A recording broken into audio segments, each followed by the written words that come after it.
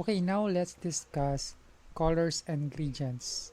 Okay, so right now, we have two different elements, which is itong orange na to, and itong parang may pagka-blue color.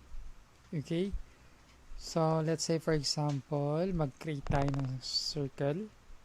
Okay, so what if gusto ko siyang i-change yung color? Okay, so select muna natin siya, no? Click natin tong select or move tool, and then punta tayo dito sa color. Ayan.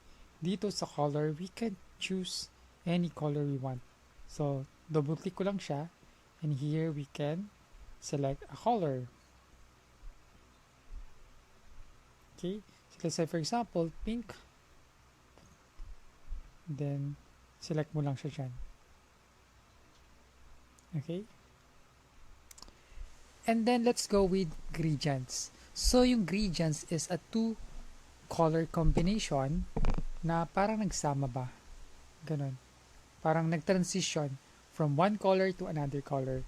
So, here's what I mean by that. So, let's say for example, meron akong base color. Ito. Merong base color. Ganyan. So, lalagyan natin siya ng gradient. So, click lang natin to, itong fill tool. Then, once selected, drag natin siya dito. Ayan. Okay. So, kung mapapansin nyo, lighter side yung sa left side, and parang naging darker side yung sa right side. Okay? Kasi, two different colors na sila. Okay? So, for example, kung gusto natin palitan yung color na to, click lang natin to. So, kung mapapansin nyo, meron two stops na nangyari dito. First stop, yan. Second stop is ito. Okay? So, let's say for example, itong second stop, let's change the color. Click lang natin yan, select natin, and then punta tayo dito sa color, and then we can choose any color we want. Ayan. Okay? And then we can set the angle of this color. Ayan. So, kung gusto natin na ma-dominate yung blue, adjust lang natin siya dyan. Kung pink, adjust natin siya dyan.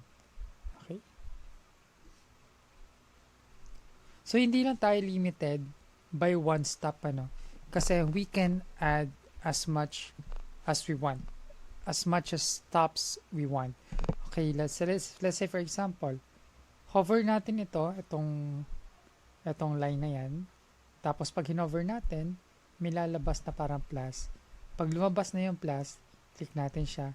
And then, ayan, lumabas yung another stop, which is meron na tayong 3 stops. 1, 2, 3. So, sa gitna siya. So, change natin yung color niya. Click natin siya. And then, we can select any color here. Let's say, yellow. Okay?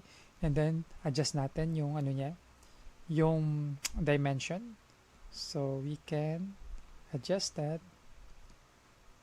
Yan.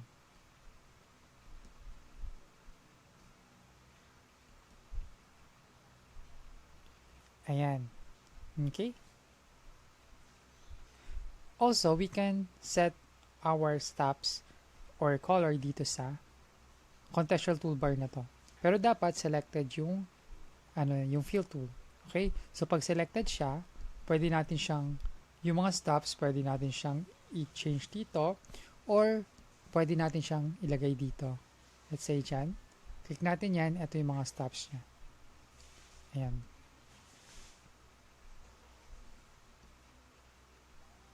Okay? And then here, we can set the type. Pwede natin siyang gawing linear, elliptical, radial, or conical. In my case, let's make it linear. Okay? Then, pwede natin i-change yung color dito. So, same lang din yan dito sa pag-change. Okay?